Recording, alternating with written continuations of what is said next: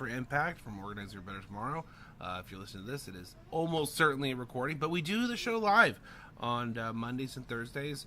We try to get as close to 7 p.m. Pacific as we can. We're a little late today, but if you're listening to this recording, it doesn't matter. Give this a shout out to all the people who listed us and are sharing this with a friend. Thank you so much for everything. We do have the Twitter account to follow. Give it a follow. I hear that's something you're supposed to do on these things.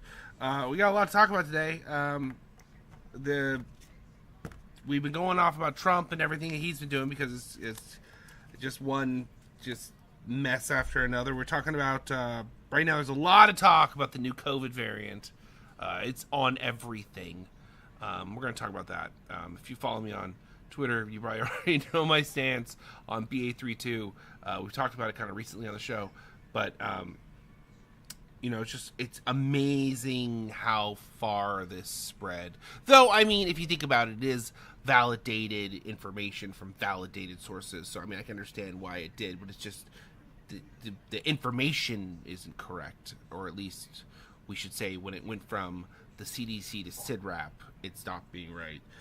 But we also got, in that same sort of comment, you got the CDC doesn't even have a CDC director right now. We're just going to go through this. We're going to go through this whole thing. But Jesse, you said there were a lot of updates on the Iran war today. Yeah. You were saying how snowballing catastrophes in the Trump. Pretty. Right. I'm shocked to hear that. Everything seems to be going so well. Didn't we win that war? That was last week. Right. Yeah. Now they love our plan. They're negotiating with us. Everything's going wonderful. But if they don't do what we want, we'll bomb them to hell. Yeah. That was the start of the day.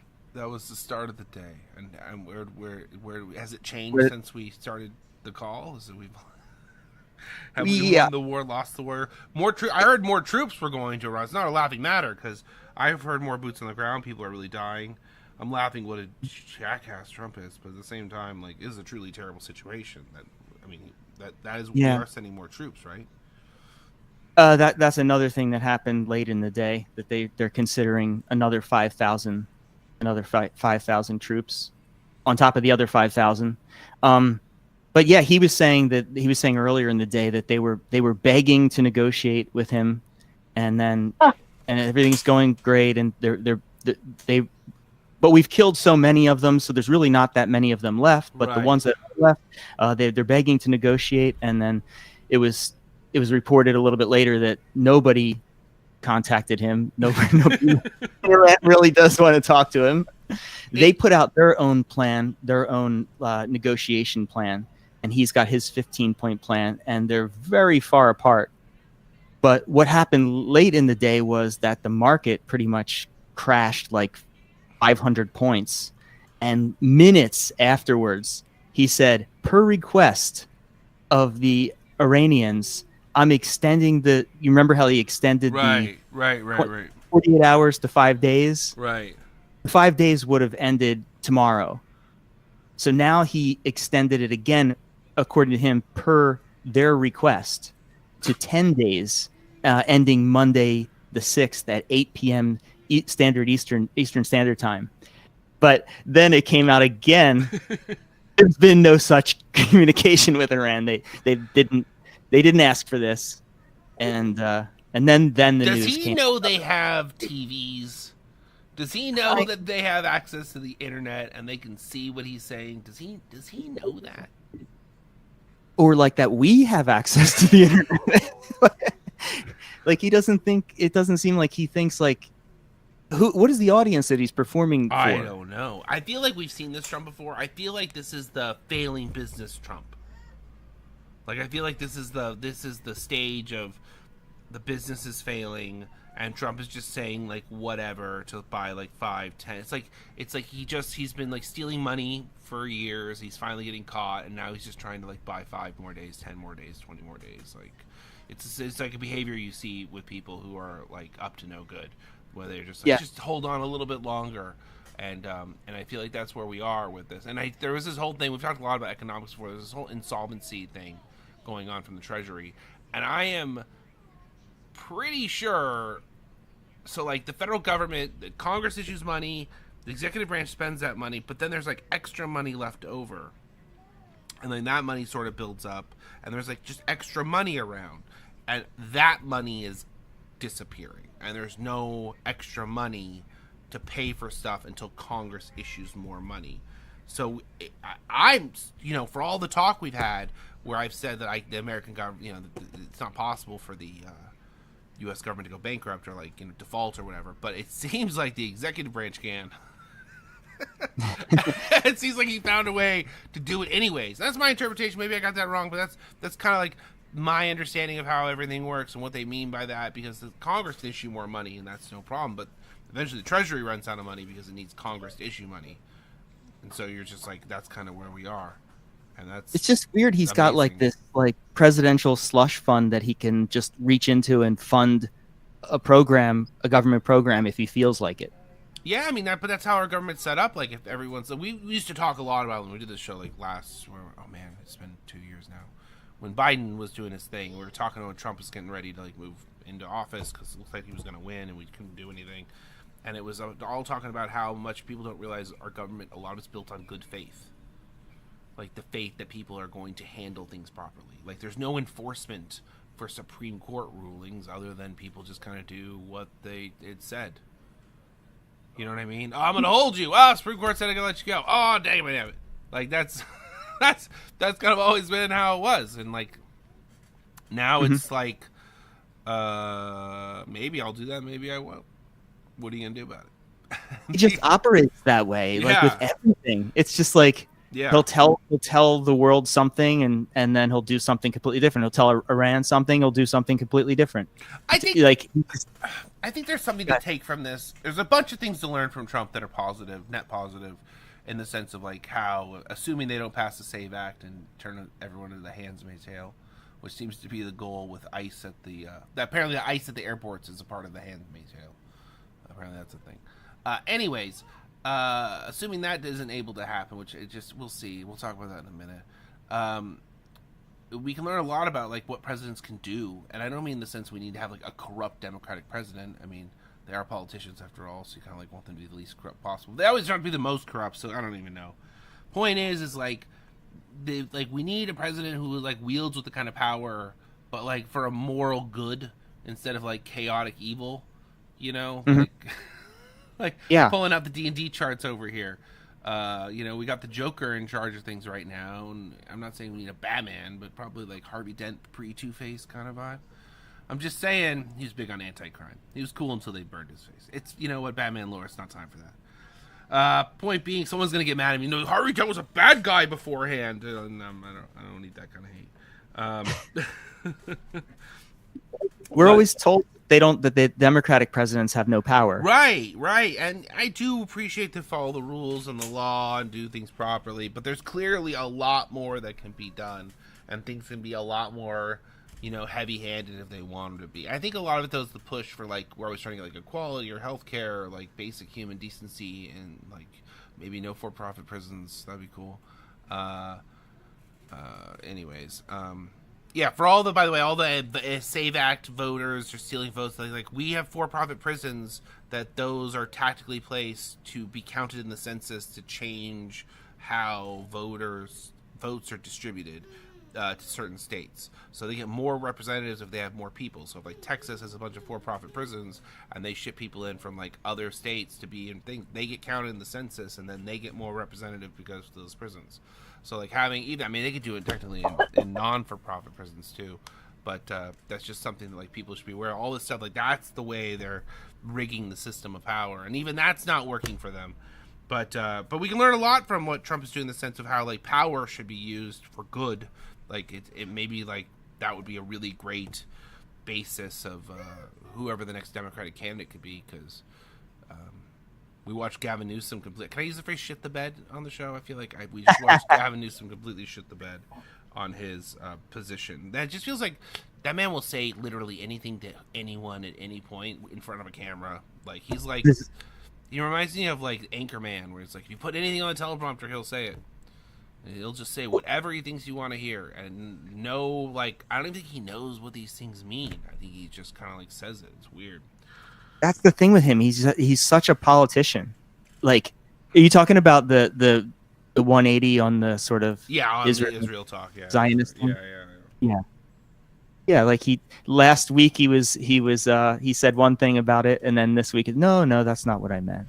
Yeah, and he's also like, it's just a lot of things. Like, he was also in California. I feel like the big one, he's talking about ICE, and he like backtracked on ICE too earlier. I feel like he was also the person who said he was going to do Didn't you just have a story, Terry? You had a story on this, right? With Medicare for All.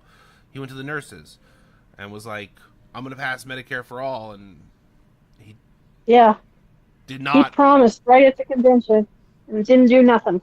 No, he's actually been a big impediment here in California on it. The bill needed work and it wasn't great. It had issues, but he was like adamantly no. He wasn't willing to like tell you what he didn't like about the bill. He was just like against it. And I feel like he says whatever he needs to like get you to like him, and then as soon as you like him, he'll do what the other person wants him to do, so they'll like him, and then he's like, I'm playing both sides. Everyone likes me, and then no one likes him because it's an awful way to handle figure it out. Yeah, exactly. Does he know we have the internet again? It's like, do these politicians know that how much? Because you know what, they're not on the internet. That's something to think about. That maybe they don't realize that. Maybe they don't realize to what extent it is because they're not on it. It's like, we see you all the time. We see you. Oh my god, yeah, it really is. No wonder they wanted the surveillance state for the politicians, because the public is like a surveillance state for them. You know, constantly watching them, constantly keeping track of them. I never thought about that. Kind of just blew my own mind. But what do you? Don't be a public servant, or don't work for the public if you don't want the public involved. He's against the billionaire tax too. Yeah, well, I was thinking about the other guy is Pritzker right now, who's saying all the right things. Who is a billionaire, exactly. And so it's questionable. Like, I don't know, the politics of the Democratic Party are weird right now. Like, super weird, because nobody wants a woman candidate, which I think is also a huge mistake, because I think a woman absolutely can win in the Democratic Party, like, right away, but they just have to, like, who they are as a person, you know what I mean? They have to be a candidate that, like, will... The woman part wasn't the problem. Yeah, the woman part was not the problem. Yeah, exactly. Sorry, the black part was not the problem, the woman part was not the problem. The positions were the problem.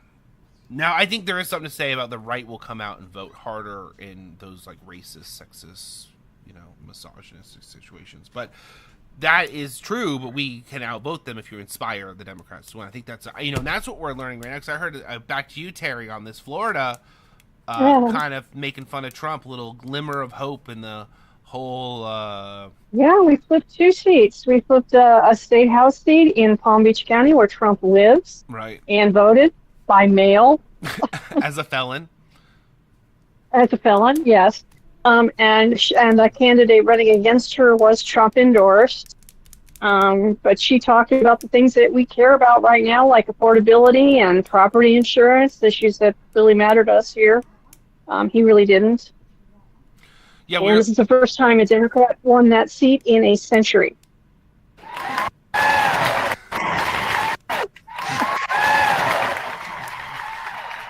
We are in front of a live studio audience. They only clap for that, though. Nothing else. There's so seldom good news out of Florida. You got to take it when you can get it. They've just been staring at us dead in the eye, waiting for us to do something funny. Exactly. And he puts a state house seat. I mean, a state senate seat in Hillsborough County too. A union guy, IBEW member. Really? Managed to take that seat. Yep. Nice. Yeah. No, there's a real, like, I feel like the thing you're saying is like, well, we don't want a woman or a black candidate because more Republicans will come out to vote. Well, the opposite can be true also, and I feel like we're seeing that right now, where Republicans are so unenthusiastic. Well, it's 2 ways, right? First, you got a lot of people that are very defeated, very enthusiastic, losing a lot of the Trump base, especially like the people who are involved, who would organize other people, like a grassroots. We were talking about is the MAGA bubble bursting a little bit before, and I feel like it's not about that the whole bubble bursts. It's if the right pieces of the bubbles burst. And I feel like we can actually look at Hillary's campaign in 2016, because where she failed, when you think about the Bernie people, is that she needed the young organizers who were Bernie supporters to come and organize for her, and that she did not inspire that. So that didn't happen. That's and neither did Kamala. We had the same problem. Right. This is why you don't want to snub your nose at progressives, is because those are the young people organizing older people to knock on doors. Those are your organizers, and you need those organizers to become your next leadership, and you need that sort of process to be self-fulfilling, because the Republicans do that already, and they pay people, so it's like a whole other level. Yeah, they sure do. They sure do. But Biden was running into the same problem when he was had all these people protesting him. Like, how do you get these people who are protesting you to come out and support you? Like, how do you make that flip? You know what I mean? In a short amount of time, because you got to do it for GOTV, which starts months before the election, and you're just like, we're getting closer and closer, and it's just not happening. And like, oh, I'm going to be the new candidate and take all the old policies. Anyways, the point that I'm trying to say here is that Trump, because it wasn't the problem, was Biden was like cognitively not there. That was a problem, but the problem was his stances were unpopular with people, and then the problem was the stances once again. So it's like, those are unpopular. So anyways, the problem is Trump is very unpopular right now, which is fantastic. But that means that the people who would inspire others to do that work that you need for get out the vote from a grassroots perspective are the ones being disillusioned. So it's about having the specific people in the wrong places for them that are the most involved are the most likely to be disillusioned right now. So when you talk about the MAGA bubble bursting, it's not really about the bubble bursting on like a massive scale. It's like you're blowing up a building. You have to take out if these power structures are disillusioned, then no one shows up. And then the other thing is the RNC got gutted by Trump in 2024. That's what we are. 2024. It's March 2024. In the lead up to, I think he won the presidential primary, and then as soon as he won the primary, they like installed all of his people, got rid of the committees, and then gutted all the money. So all the money was getting moved around, like illicitly, essentially. And so I feel like Republicans don't have ground game right now.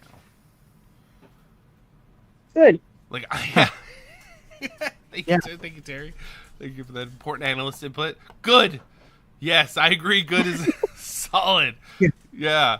No, because let them eat their own. Well, I feel like this was a discussion that was had around the time it was happening, that Republican strategists were saying that they weren't going to have any money for ground game or state parties because everything was being gobbled up by all these people in the Trump family or whatever, whoever the leadership.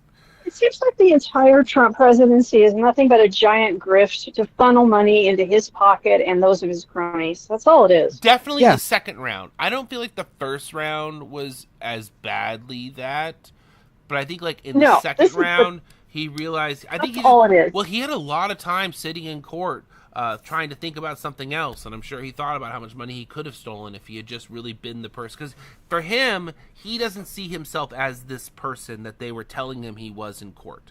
And so all these people were saying all this awful shit about him, and he's realized, well, if I was really this awful, this is what I would have done. And then he actually is now doing it.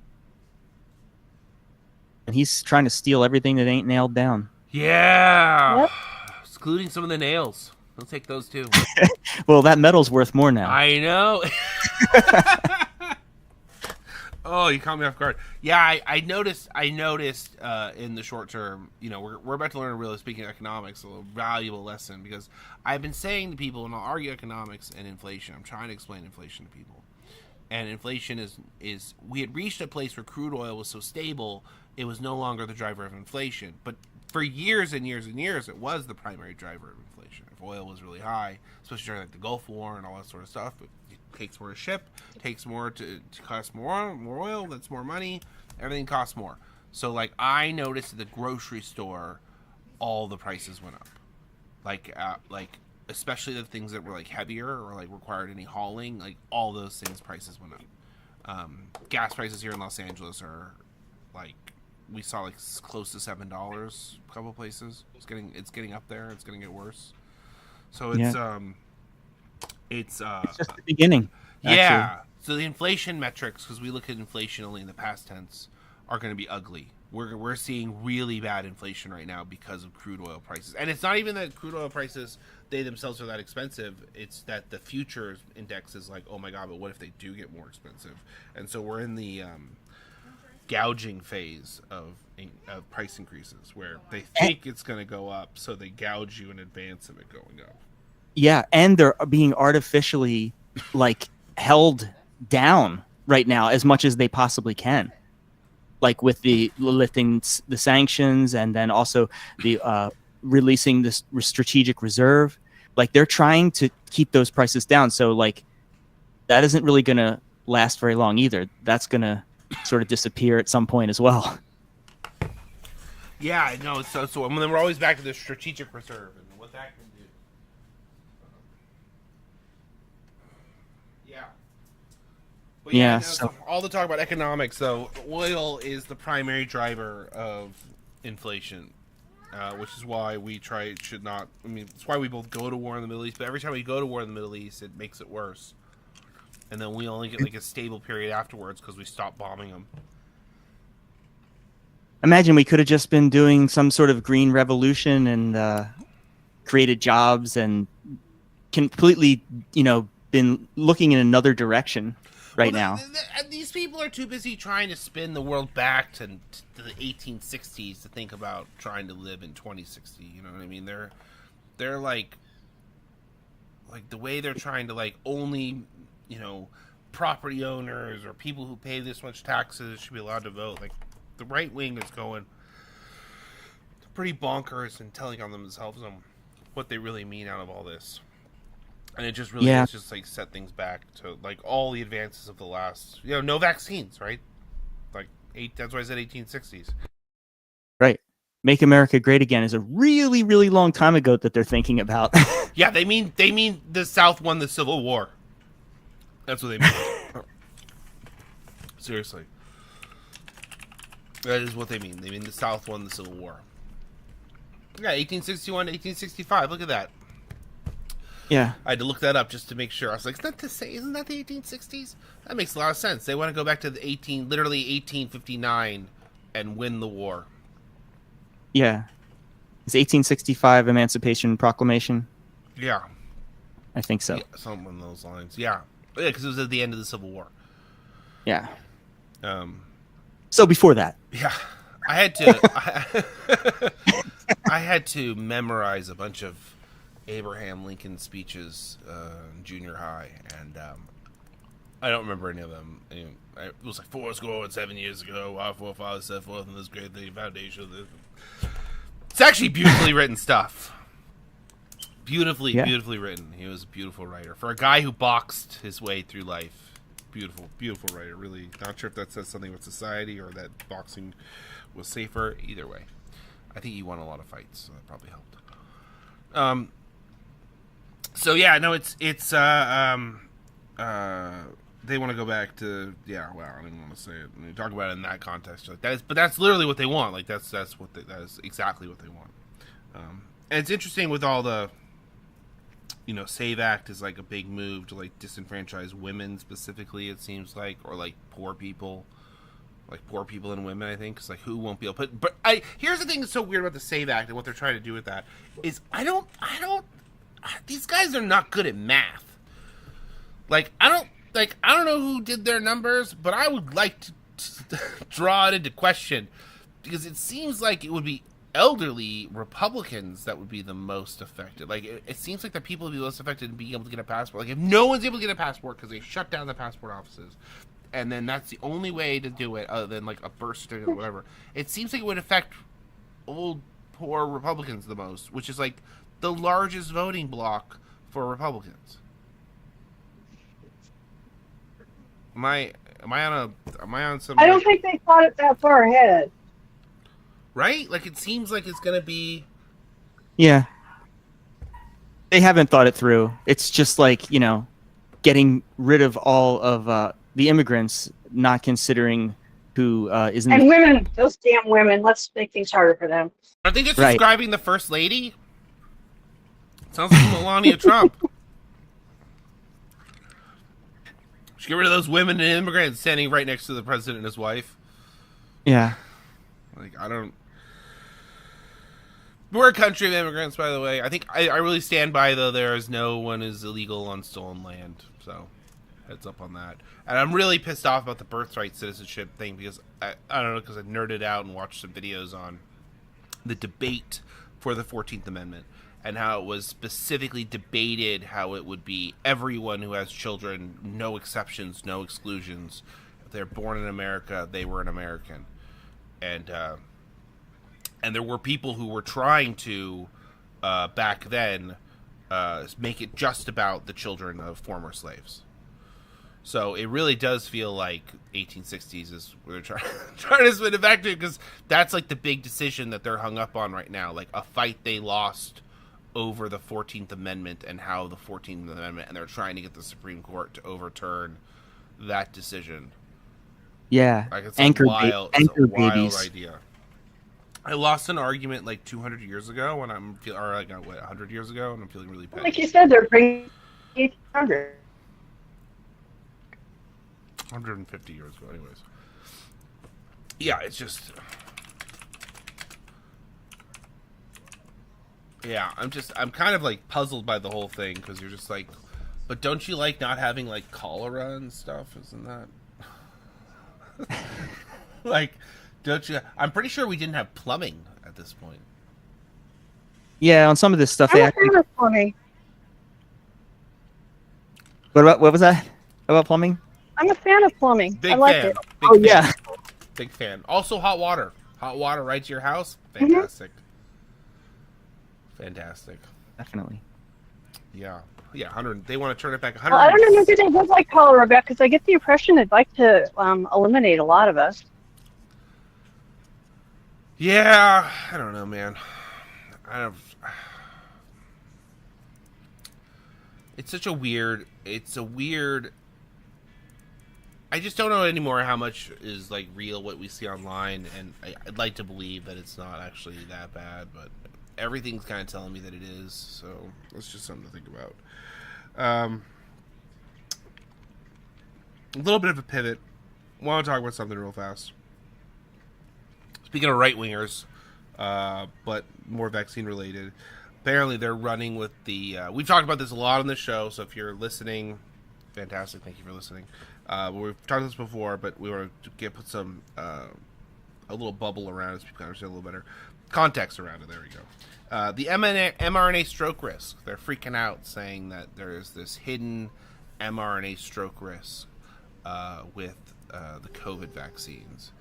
And We knew that. We knew that. Yeah, we knew that. But it's really specific.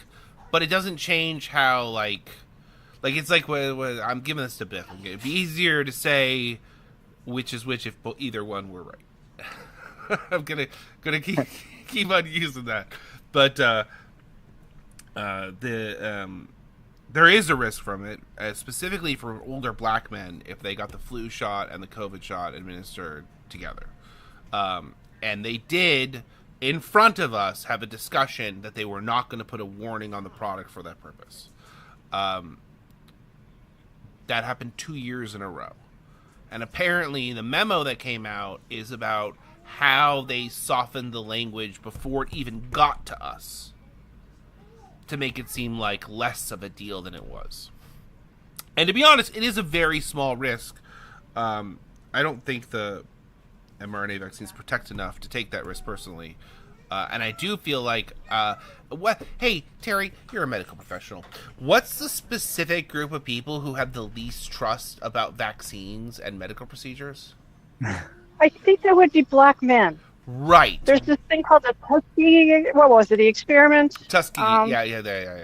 Tuskegee experiment, yeah, where they gave them syphilis just to see what would happen, so they're kind of right. not down with it. Does this feel like it's building that trust with those groups? No. Not so much. Not really. They were like milder ischemic strokes. Of course, they say that now, but like a mild ischemic stroke just seems like it's a stroke. You had a stroke. There's no mild stroke. There's severe strokes, and then there's just a stroke.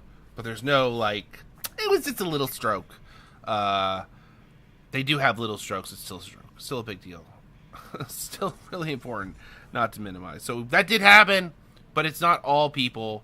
We prefer, if you're listening to this for the first time, we were kind of big on the variant selection and Novavax and all sorts of stuff. So we've already circumvented this problem for our group and anyone who gets information from us. But I don't have a large older black man population to reach to warn them about this. So it would have been good to have the government do that, so these people can be more protected. Yeah, they should be telling people, even if it's a very small risk, but it's very specific to a specific group of people. You would want those people to be kind of looking out for. All you for gotta that. do is split up the flu and the COVID vaccine. That's it. But Yeah. then, Not hard. Okay. But there was data later on showing. I remember the second year, Lurking. I wish Lurking was here. A member of our staff. He knows better than me. There was the second meeting that they had. They discussed it, but without the flu shot marker, and it was still present. I'd like to go back. I'm gonna go back. Oh, was it? Yeah, I feel like it's him talking about that is clicking. Because that's kind of how we have so many conversations. But I mean, the mRNA vaccines are like, the problem with them, as I said earlier today on Twitter, or yesterday, whatever, I lose track of time.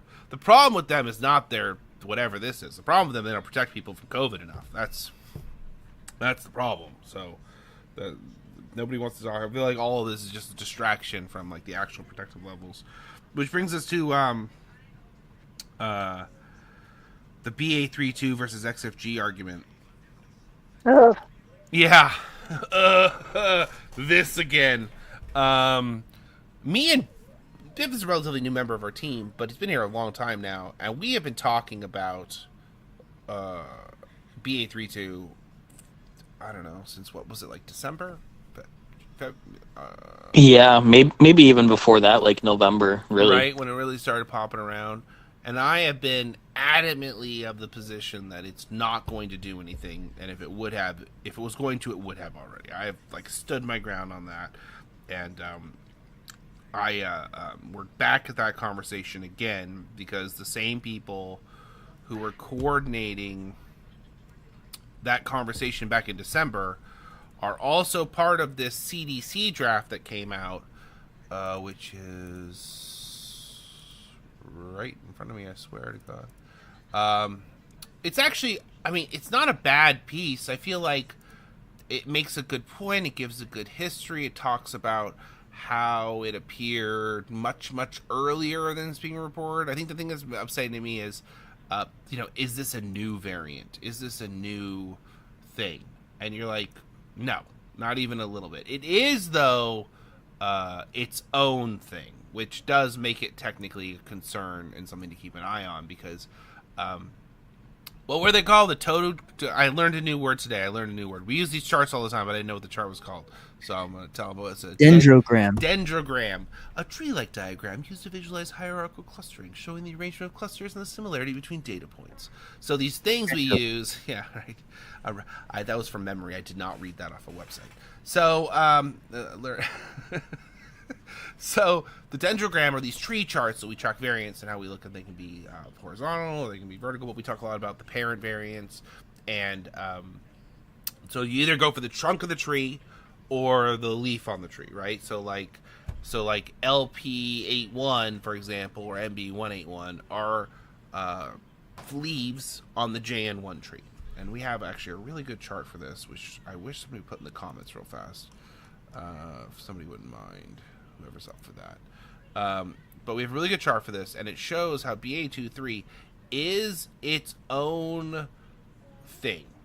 It's its own business out on its own. So it has the potential to become its own tree trunk. And it kind of already is. But it just hasn't manifested in the immune evasive ways we've seen XFG. And I think that so we have all this panic about this. There's this article that comes from the CDC, and then it goes to CIDRAP, and then CIDRAP kind of mid-verifies it, even though it's like a sensationalist version that erases a lot of details from the actual, like, they're talking about how new it is and all sort of stuff. That's not true. It's just another variant that's kind of spreading everywhere underneath everything. It is a little worse for kids. There is some data supporting that more kids are hospitalized show positive for this. That is a thing. To what extent is unknown, but we're talking about low circulation rates. So you're trying to plan, like, what is the right... Because, okay, so when we talk about BA.3.2 right now and all this information, it's because we're coming up on the variant selection for COVID vaccines. We just did influenza. We put in a presentation for it, asking them to change a couple of things. It's actually, I feel very constructive. Biff got him on a whole conversation. You were telling them about doing the multiple antigens, right? Like switching back to adding the extra. Right. The fact that we should explore adding a second H3N2 antigen into our vaccines. Right. And it actually led to a whole conversation. It was pretty cool. Similar to what has happened to me with COVID vaccines in the past, you got them talking, and I was really more focused on just like these vaccines aren't good enough, and we need to admit it, which they did do, so that was nice. But when we talk about COVID vaccines, you can't have the bivalents; they don't really work. So you got to like pick between these other variants, and so you got. So that's why this conversation is happening. It's all ramping up. Where now the WHO is going to be looking at BA.3.2, which worldwide. BA.3.2 is a much more of an issue than another. Like, we've seen it go up and down in a bunch of places, but it's not really dominant right now. Could it become its own tree? Absolutely. Is it becoming its own tree? It's like a bush. It's a bush. We did have the RE variants. Did we ever figure out how long that was? I lose track of time. The RE variants we were talking about, because I was making jokes about it being Resident Evil's marketing campaign for their new game, which has now been out for a couple weeks. So I'm thinking it was like 8 weeks ago, something like that. We were talking about it, and that was kind of like the little bush of that did do a thing, that did make some noise. But I feel like people hear me talking about this saying like, no, it's not this we need to worry about, and it makes me sound like I am minimizing the risk of BA.3.2, but really I'm trying to have this conversation about, well, we need the public on the right page for which COVID vaccine we're going to, because we're updating this year. Novavax getting updating, everything is updating. The mRNA will always update. Novavax may or may not update. It's like every other year sometimes, depends on what's happening. But for this year, we need to talk about what to update to, which will be the new trunk of the tree. The JN1 has now become, it's so big, covers so many things. What's the next one that has the most, like, the best place to go? And the reason this is important is because if people think BA.3.2 is the right variant, and we go with XFG, because I think, and we spent a lot of time going over this, I spent a lot of time going back and forth, I'll explain my reasoning in a second. But XFG is the right variant to go for, in America at least. You want to do something worldwide differently, that's a different story. If we were to split it up, it would be like that, because we do have different variants going in different countries right now. But XFG is pretty much everywhere, and it is super immune evasive to each other, and it's the most immune evasive to our current run of vaccines. So BA.3.2 is out there, but like I would say XFG has been the least. BA.3.2 was against the LP81s a little worse. Didn't we look at that data the other day? I think you corrected me, Beth. I read something wrong, and that was BA.3.2 data that was coming in at the bottom. Right, against LP81, BA.3.2 generally has a pretty weak response. Right. Okay. Right, and then for Novavax though, XFG comes in at it was so bad that they had to remove it from that study, which we were like, oh, that's them kind of admitting. Yeah, right. Yeah, that's the case for the JN1 Novavax that we have in the U.S. right now. Right. You don't have to worry about XFG getting removed from that study, because that study was testing just one booster against a bunch of different variants, and that's not how the JN1 vaccine has been used in America. Everyone has gotten multiple JN1s, so that data is not reflective of the immune responses in the public. So that's why we can do the multiple, especially if you're doing them every 6 months. I really say that once a year for myself personally, but I have very low risk. But if you're trying to keep up with all the new variants, it's every 6 months to increase your range, and then that works like 3 or 4 times, and then you get an update, and it seems like the process starts over again. So I'd actually like to see more testing on that. Now that I'm saying that, now that we're at the point where they like test everything, I'd like to see data to show that more clearly. But we have some, but not on they haven't reset it to show it again a second time. I'd like to see that. We can hypothesize that it would do that, and it does seem to do that, but I'd like to see actual hard data. That'd be a useful point to make. But in this case, the big thing we talk about that I think is important when we talk about long COVID is that we just had a ton of XFG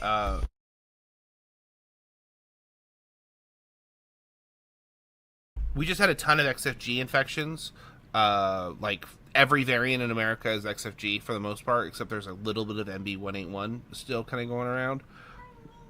So it really makes sense that we go with XFG because you got to look at it two ways. Not only is it likely to be all the, because what are you what are you trying to do here, right? We're trying to protect people from COVID variants for a year, because in a year we have an update.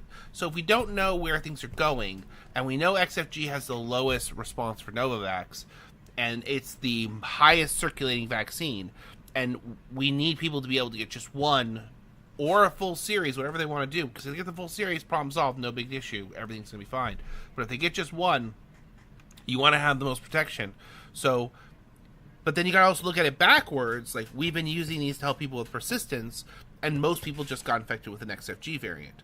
So if you're going to switch to help people the most right now, and you're getting new people to switch vaccines, either for protecting themselves from acute COVID or helping with their persistent COVID, both ways you look at it, XFG is the right variant for America. Might be different, like I said, might be different for a different country. They might decide in Australia they want to go with BA.3.2 because it's more predominant, or it was, but it's not really anymore, right? It was, but it's not now. I haven't looked at the most recent Australian data. Which one was that? Like Australian data, they already had BA.3.2 dip out, and it's other variants. Like it was like doing a thing a couple months ago, and then it's not anymore. I need to double check that. Not sure. Yeah, I believe that's true. I think there's a mix. There's quite a big mix in Australia. The big example for that is Germany, where a month or two ago, BA.3.2 jumped up to like 50%, almost reached dominance. Right. But now it's really declined, and it's basically not even being detected anymore. Wow. That's probably where I was thinking of Germany. No, Australia was before that. I remember that. So yeah, and that's kind of like been BA.3.2's routine. It like pops in for a minute, and seems like it's going to do something, and then it doesn't do something. It just doesn't have... Maybe that's why they call it cicada. Oh my god. Oh, she talked, everyone. She talked. Someone write it down. I was waiting to say that. Cicada. Yeah, maybe that's why they call it cicada, because it burrows away and disappears again, reappears every 7 years. Welcome to the They call, did really Heather. already name it? No, it's Yeah. it's in the... No, they named it. I've seen it. Wait, who named it cicada? I don't know who did, but if they're Paying calling the it names that. things, I guess. That's all happening from inside, like, the COVID conscious people. Like, I think Turn named one Yeah. a little while ago. Like, it's a terrible idea to name it. This one's kind of funny, so maybe I'll let it slide. Because it's sort of fitting. Yeah, because it's sort of fitting. I was like, oh, that was... I doubt that was intentional. No, I don't think it was either, but I will make it feel like it was. Right. Well, I mean, the reasoning is because, like we've been talking about, this was detected all the way back in 2024 for the first It time. was like November. And in the US in June of 2025. So it's been around for a while, but hasn't really made any waves until recently. So yeah, that's where they derived their name from, because of the whole, whatever, the long life cycle or whatever. We need lurking here again to to explain that help bug. explain. So But good. The bug science. He would know. He would know. Oh, my But goodness. weren't we talking about with the BA.3.2 like earlier in like the end of last year, maybe, like the thing to worry about was maybe if it actually created a tree. If it created like a Cro- rogue. or even crossed with an XFG, Right. and had another a recombinant. That was the word. I was But trying to- any recombinant with XFG is just XFG now. So like the BA.3.2, if it creates its own non-recombinant, or recombinants with like NB181, but even that still, it becomes a JN1 variant. They're all off the JN1. Yeah, they're trunk. all JN1. NB181, XFG, and LP81 are all JN1. BA.3.2 is its own thing. So it could become its own. So I joked, it's not really a tree, it's become more of a bush. Because we do have this chart showing it has, a couple of off variants, and they kind of made some noise. So like recently, the BA.3.2 in Germany was the RE variants, and a couple of them picked up mutations, but they just didn't stay dominant. They're not immune evasive enough to each other. So XFG would be essentially like a very large branch off of the trunk of JN1. Right. In this scenario. Yeah. Right. It's so big, it's like toppled over and laid roots and become its own. Like JN1 is now the roots of XFG. Like it's just such a monster. Right. And so if you look at wastewater data and nowcast data, it's predominant XFG 0.1, but it's most of the variants in the wastewater. Yeah. So, and wastewater now, you got to remember, wastewater is both acute infections and persistent infections.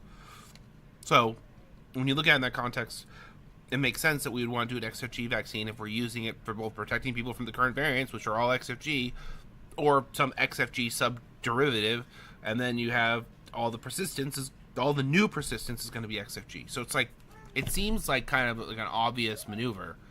Like it seems it's going to be very, like if I get a presentation spot on VRBPAC, it's going to be a very easy argument to make. And if I don't get a spot on VRBPAC, I'll just make the argument to the members before the meeting.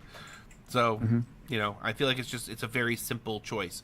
I just feel like the problem is going to be I feel like there's a possibility the World Health Organization chooses a different variant because of they make a worldwide choice. So right. I'm kind of hoping there's two things I'd like out of the WHO, which with like a 0% chance of WHO members listening to this.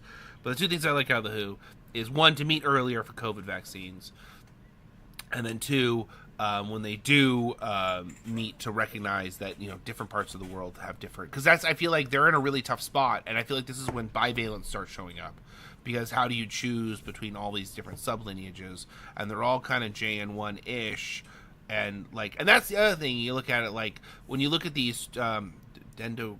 Dendrograms. When you look at it, no, it's dendrogram. Yeah, the person who taught it to me says it right. Who would have thought? So the dendrograms really illustrate like the weight of. If you're looking at this, there are 4 main variants. Like 3 of them are JN1 variants. So it makes sense sticking with some sort of JN1 because there's going to be the most cross, effects between those vectors. They're just going to be closer to each other. And on the cartography charts, that's like kind of true, kind of not. Some of them are sort of far away. Some of these mutations get really far out. But again, you're into, okay, so get XFG, and then worst case scenario, you're getting another Novavax in 6 months. Like if you're really concerned about safety and you're concerned about keeping on mutations, then just get another one in 6 or 2 months. I mean, you can do. We already made it so you can get them every 2 months. Like we literally this call worked with the government to make sure you can get them every 2 months. I will say the thing about the WHO though, and it plays into our favor and it aligns with what we say as a group, is that since they do represent the world stage, they tend to be a lot more conservative, where instead of going out sort of like the mRNA manufacturers would and saying, okay, what's the next new variant that we can target? They tend to look at our current vaccines and say, does what we have still infer protection against new variants that are emerging? And that answer might just be yes, and we can stay with a more similar recommendation. So I think that is, their whole philosophy kind of does work in favor of what we're trying to promote. All right. Right. All right. Well said. They're unlike. They're not like Peter Marks. Oh boy. Oh boy. You remember Peter Marks? I have a little clip. Do you know what? Go ahead. What's it about milk? You remember this? Milk cakes. To buy milk, despite the fact that all the milk I buy is ultra pasteurized and it's never going to go bad before I use it, I always tend to buy the most recent dating rather than an older dating, and that's just in case. There you go. So the WHO doesn't. You should have included the part where everyone laughs at him. We can add that in post. He literally got laughed at by the entire committee, but he still did it anyways. It was ridiculous. It was like, this is the dumbest argument ever. But that was sort of his thing, right? Like he was like saying that we could that was the the so-called great thing about mRNA is that it could be updated so quickly, and they could just go after like the latest variant. Right. Let's pretend, listener, that RFK has not taken over the government, okay? And we're not mad at everything that they've said. Marx was like the ultimate big pharma shill. It was so wild to what level he would make maneuvers for the big pharmaceutical companies in those meetings, and then leverage his Sieber seat, to which he controlled ultimate decision making on a lot of things. Like he did a lot. Like when they were trying to say what a great dude he was when he was getting kicked out, I was like, guys, no, absolutely not. Absolutely not. No, you're not allowed to do this. We've been talking about this guy for like 3 years, what a pain in the ass he is. Just bankrupting companies and just and then made a statement about no, we didn't know that they were going to file bankruptcy and we approved it anyways. And then Pfizer bought up their company. It was so ugly. And they were trying to do that with Novavax for years. And Peter Marks being gone is, I don't know. Honestly, I thought Vinay was an improvement.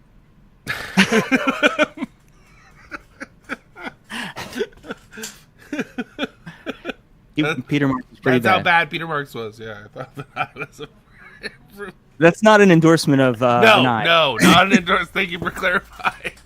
Oh, no, who we're happy to see leave a second time. Is he out already? I believe he is, yeah. I knew he was leaving a second time, and something about spending more time with his family again. His family's like, I've never seen him. Not a direct quote. Yeah. Well, we got some more good news. We talked a lot about... So we were on the show when we were pumping Novavax back in the day, and everyone thought we were a Novavax funded show, which now I'm like, Novavax, please fund us. When we were doing, which we were not. We were never funded by Novavax. Just about greater good. Because an example we'd always talk about is how this product could be used and could go on to other vaccines, and we didn't know there was a malaria vaccine study happening already. And that study went on to be wildly successful and replace. It's actually I didn't know this actually. Beth, you just told me this, that the Shingrix vaccine uses the same adjuvant as the malaria vaccine Matrix M outperformed. Did I get that right? Yes, that's correct. They're both using GSK's saponin adjuvant, Right. just like Matrix M. Which we great, And- fantastic. Yeah, and they also use it in the RSV vaccine as well. So they have 3 vaccines right now where they're using that. And we know Matrix M outperforms it by like 1 additional vaccine and like a third more response. So we know it's like when you think about how good here's the thing with the Shingrix vaccine. Just on a side note, I was going to write something about this the other day on social media, and I kind of caught myself being like, well, actually, it's the Shingrix vaccine is really teaching us like how far-reaching the damage chickenpox has been doing to our body the entire time. Like there's a study showing about people having like lower dementia, but there's also one showing having lower heart attack risk. And at first I was like, well, maybe it's the saponin-based adjuvant, and then I thought for a second, I was like, no, but this is chickenpox. This is like, we talk about the persistence of COVID, but we don't talk about the persistence of other things, and it's like these syncytial viruses, which is, they're all syncytial, chickenpox is as well. Anything that creates like pustules is syncytial. And all these things are like in our bodies for long term. It's like you treat them with these vaccines, and they're like they could be helping with persistence that's lowering the damage they're continuously doing to our body. And so when we think about COVID in this context, it's weird to think that chickenpox might be doing the exact same thing. And that's why, you take this vaccine for, well, essentially chickenpox, and you suddenly are not having all these other issues. I don't know. Just, Is Shingrix the only one, or there's another one, right? Isn't there another? There's an earlier. Yeah, there was an earlier one. Yeah. I don't know if it's still being offered or not. I don't either. Not off the top of my head. Does the Shingrix have a lower? Reactogenicity. Yeah, I was going to struggle with that one. Yeah, Thanks. I still kind of just like skimmed through it like those when you don't know the lyrics, you just kind of mumble through it. Yeah, yeah, but I don't know. Probably it's just a better vaccine. Like it's just a better. The Shingrix vaccine is just a better. Like when Matrix M replaced that malaria vaccine was brand new. It had just come out. It wasn't like the old malaria vaccine. Anyways, the point that we're trying to say is we're getting some real world data, and we're seeing some examples that it is a 50% rate of stopping malaria before people are even with the full series. So that means even the people who are getting infected are having less infections. Like the people who are getting infected would have died are now just getting sick, and the people who would have just gotten a little sick are now not getting sick at all.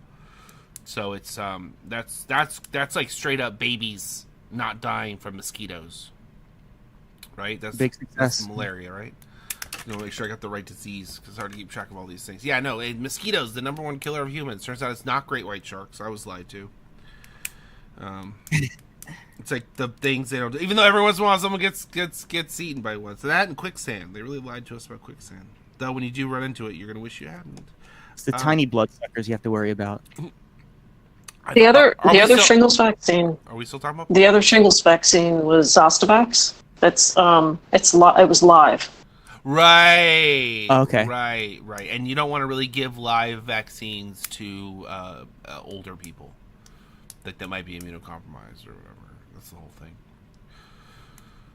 And the varicella one that they give to kids, right? That's a whole different thing. So if they don't get chickenpox, then what? They don't get shingles? I like to think I'm right on the edge of not having gotten vaccinated for chickenpox as a kid, still having chickenpox. So I want to say thank you to just being on the wrong end of that one. But yeah, I think that's correct. I think that if you got the vaccine, you don't get. We don't know. We don't know because they're still kids. Yeah, I guess you could start the cycle later, maybe. Yeah, no. I think there have been cases of people who got the varicella vaccine as a kid, and then they still get shingles. So you still need the Shingrix. Well, can't shingles be spread from person to person? Yes. Other people's shingles. Yes. And someone who never had chickenpox could get it from someone else who has shingles. I knew that, but I still hadn't heard someone actually say it, and I'm like, wow, that really is a new a new horror. You're like, oh yeah, I have shingles and it's contagious. Anyways, moving on. You talk twice, Heather. You're gonna make a thing out of this now. You're gonna get comfortable and be like talking all the time. Don't get used to it. Okay, so I want to endorse a program, kind of in the same sort of like lineage of all this sort of long COVID persistent stuff, but Viper from Polybio. We're reading through their documentation. I feel like they're saying the things I want to hear for the most part. I feel like I could go through and like edit any document. I had a brief career as an editor, so it kind of makes sense. It's just how I lean into it. But I think that what they're talking about doing would be really effective for something that they did not talk about using it for. But I do think that if people are talking about viral load tests, I think there's a real interpretation issue on what viral load means, and we had to double check this to make sure I wasn't losing it. But viral load is the idea of trying to quantify relative volume of virus in your body, which is not really useful information. It doesn't really help us. But the identification of the presence itself, with a high rate of showing the proof of concept, is because we can treat people right now. And this is probably my beef with. Hang on one second.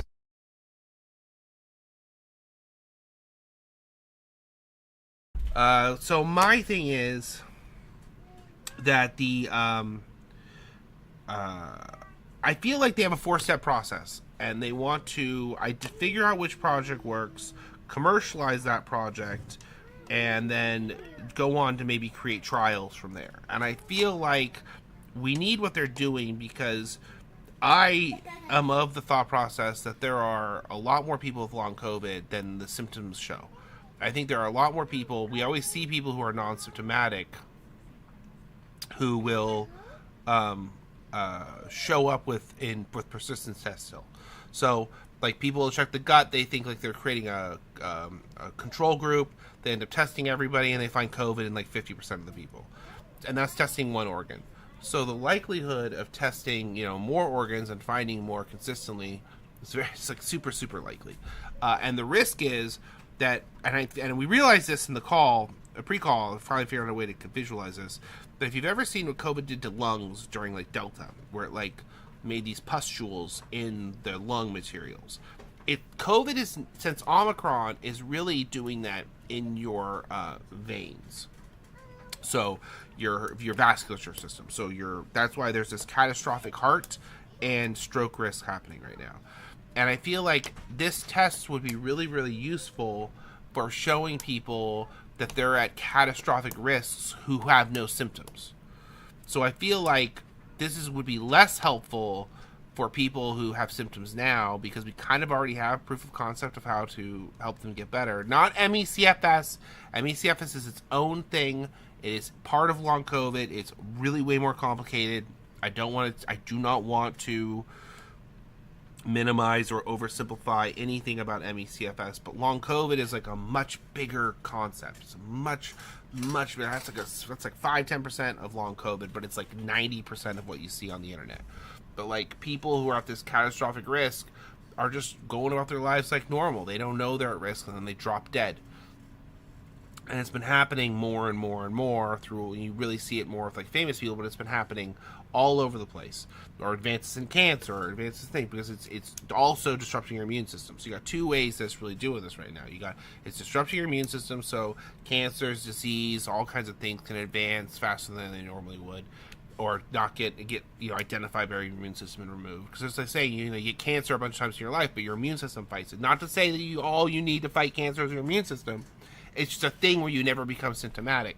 So now if your immune system is dysfunctional, that cancer your immune system would normally identify and remove that you would never know was there, is now going to get a foothold and become real cancer. So you see this, and that's really what's important about like the immune disruption that people need to understand. So we need to figure out, if all these people who got infected, like who is running around with a bunch of COVID in their blood, because it's creating these pustule-like things. It's tearing up. They're not really pustules in the veins. It's just more like tearing up the surface of your vasculature. And we've seen that a lot. And then you can't, release as much nitric oxide. You run into all these other issues. You get clotting. And then eventually like a vein ruptures. And like that's a stroke or a heart attack. Depending on how catastrophic, you're dead. And I feel like we need to warn people a little bit better about this. So I feel like something like this that they're trying to create would be really useful for teaching people who have no symptoms what kind of risks they're at. I feel like it'll be less helpful for helping people who are suffering right now, who are like symptomatic, who are the canary in the coal mine for everyone else. And I feel like, we as a group, it was in 2023, we first went to the FDA and CDC about Novavax access, because I believed it had a mechanism for helping persistent COVID. And in that 3 years, it's helped a lot of people. It doesn't really help people with ME/CFS. It's hit or miss. It can or can't. But like, a lot of people see symptom reduction, and other people even people with ME/CFS talk about symptom reduction, but they're still bedbound. So it's sort of like, I guess that's a good thing, but we haven't figured out how to restart whatever feedback loop. Generally, by the way, I am of the thought process that it is persistence in the central nervous system. So like, it's leading to a downward spiral of your mitochondria not working properly. It's like a whole process where it's all intertwined, and you get the virus in there causing a mess, making basically pustules in your central nervous system. And then you got feedback loops breaking, which are real things, because we're on like systems that, like, a lot of recovery is all about restarting these feedback loops.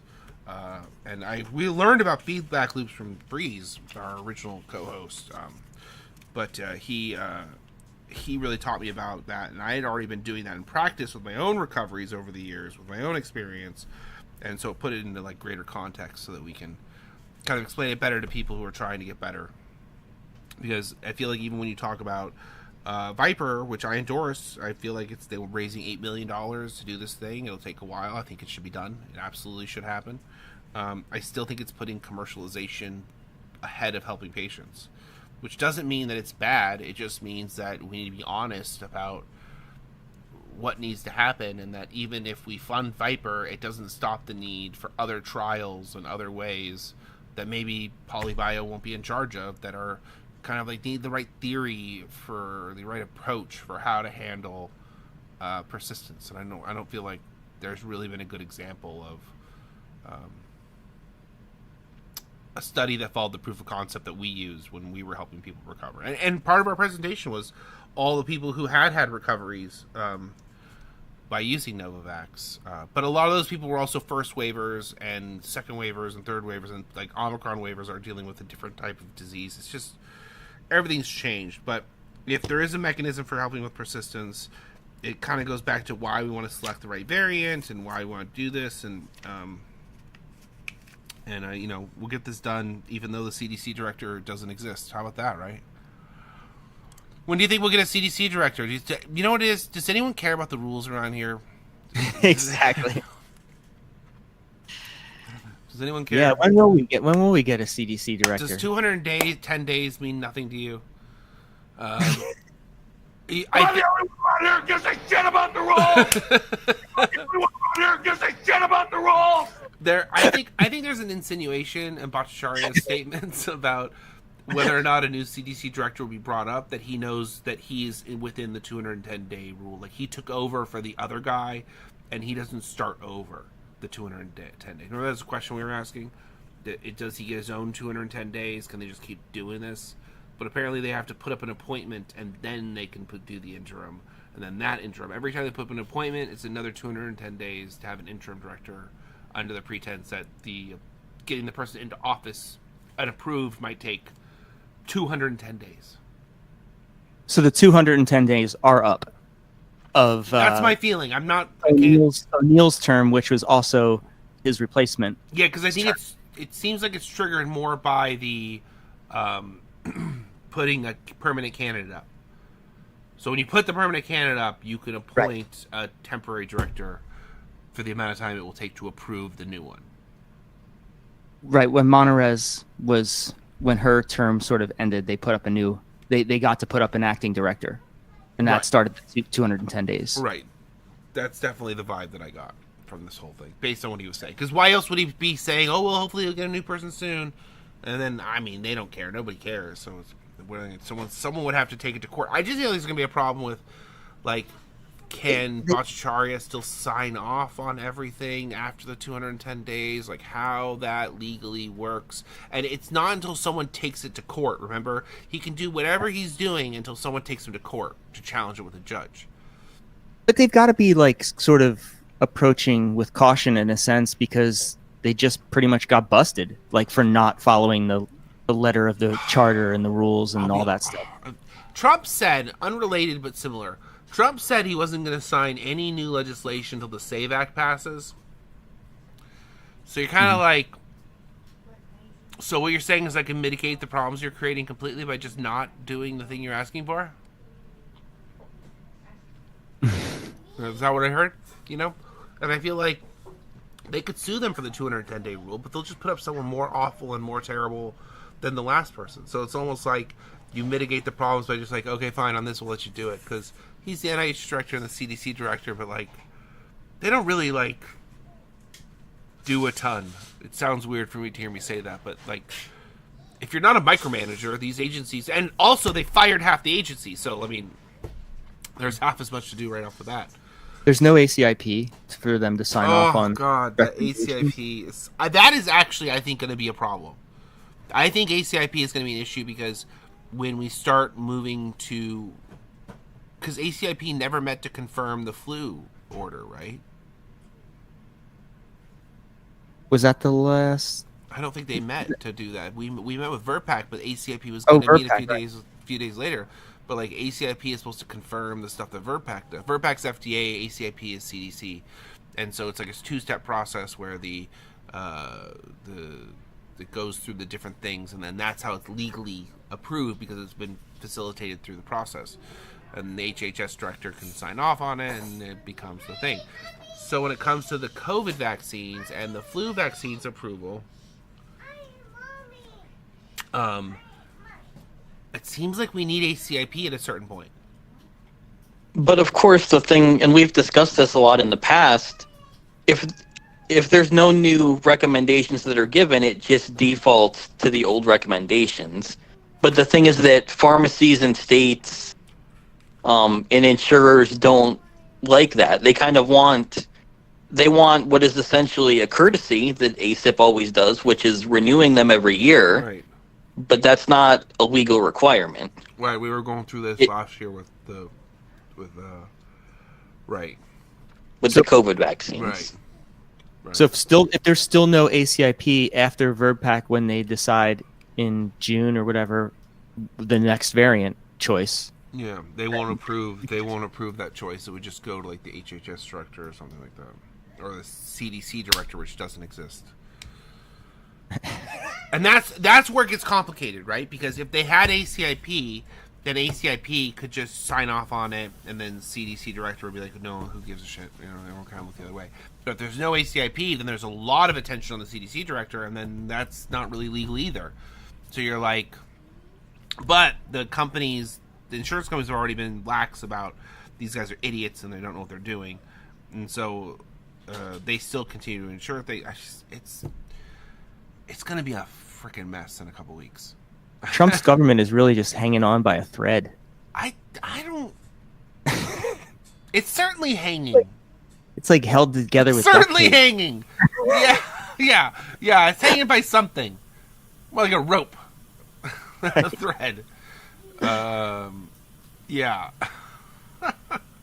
I just, why would you want, like, I don't understand how this, like, dichotomy or whatever of, like, I want to destroy the government, but I also want to be an emperor of said government. Like, I don't get it. Like, why are you destroying the thing that you want to be in charge of if you want to be in charge of it? They're not in charge of the thing you want. It just doesn't, it doesn't make any, but then again, They love that. Yeah, maybe trying to make sense out of it is the wrong way to go about it.